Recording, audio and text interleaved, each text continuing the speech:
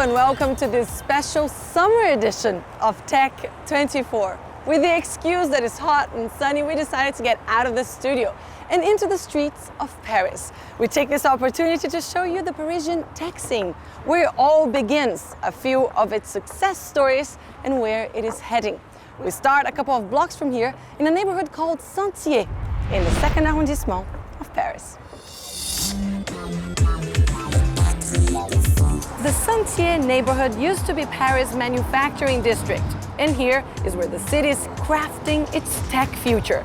Since the late 1990s, the Sentier has increasingly become home to many internet startups and incubators, which has given birth to the nickname Silicon Sentier.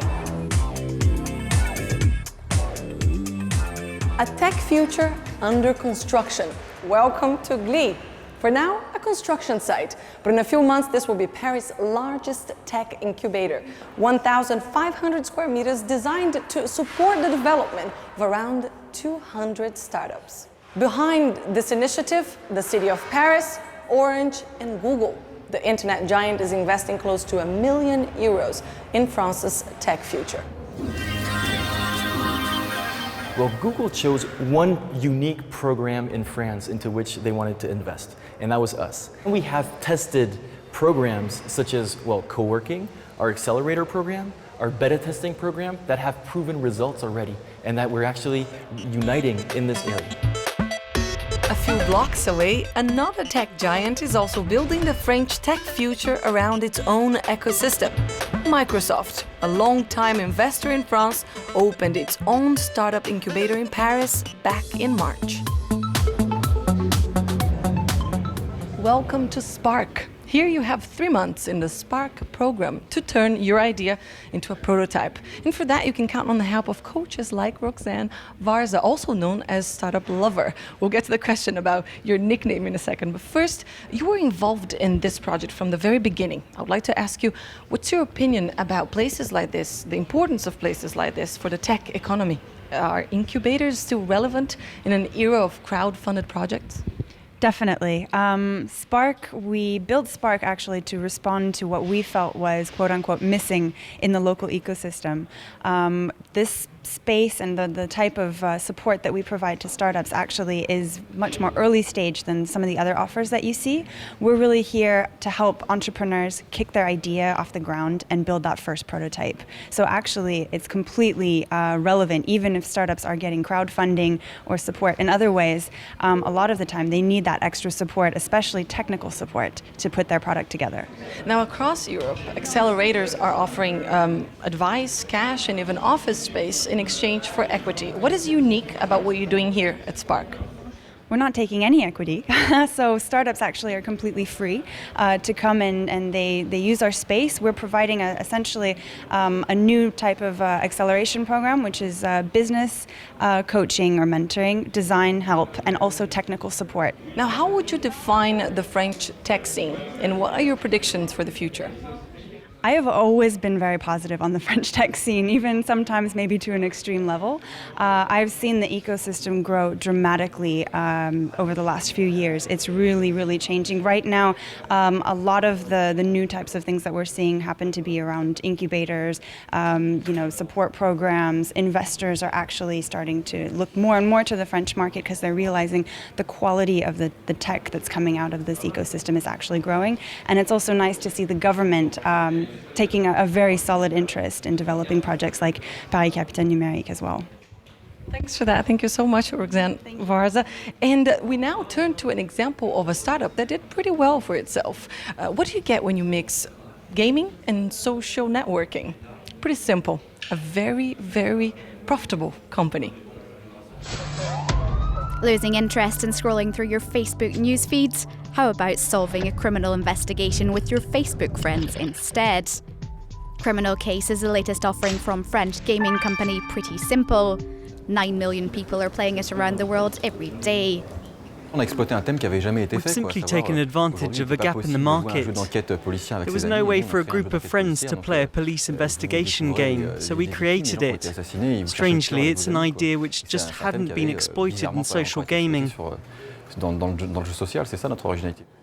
A concept which is quickly gathering steam and in a flourishing market. Facebook's games industry is continuing to grow, up 12% last trimester. To keep up with demand, the company are firing out new investigations every week. It all begins here at the startup's Parisian headquarters. We're not going into all that, when clearly that's what pushed her to commit suicide, so to speak. Writers pitch and compare their ideas, delving deep into what makes a good whodunit.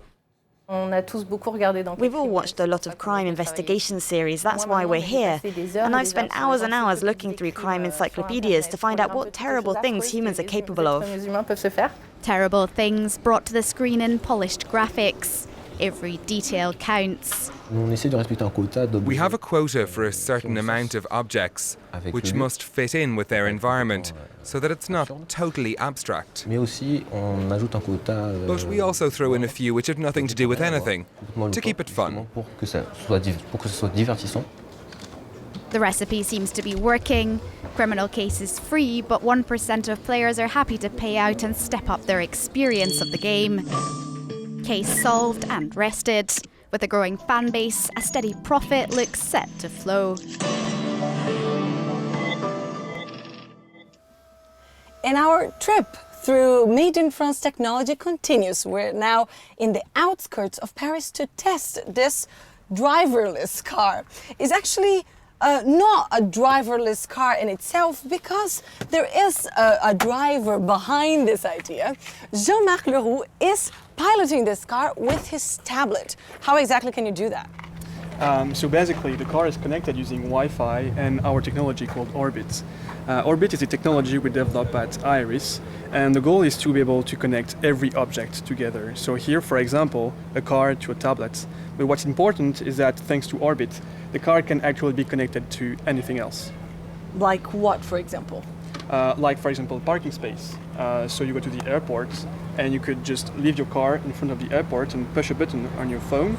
Your phone is connected to the car connects to the airport, and you can just drive it to the parking space to park it in an optimized fashion. Can I try? Can I have a go? So basically, the way this works is there's a computer inside the car, a computer inboard, and now I can basically control all the functions of the car through your app.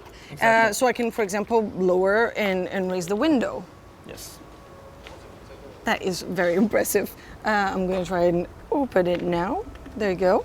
And I can also change the direction of the wheel. I know that we're talking about here, it's a wider use. It's a smart car that's connected to several spaces. But do you think we're going to be able to use this technology, like almost like playing a video game with a car? The goal is not to provide a way for people to drive like in a video game. It would be too dangerous. Exactly. Well, yeah, actually. The goal is to create new services where your car can connect to other buildings, other cars, any other object to create those new services that will change the way you drive or the way you interact with your car. All right, well, we'll leave it to it. Thank you so much, Jean-Marc Leroux, for joining us today. And thank you for watching this special summer edition of Tech24. You can keep the conversation going on Facebook and on Twitter, and I'll see you next week.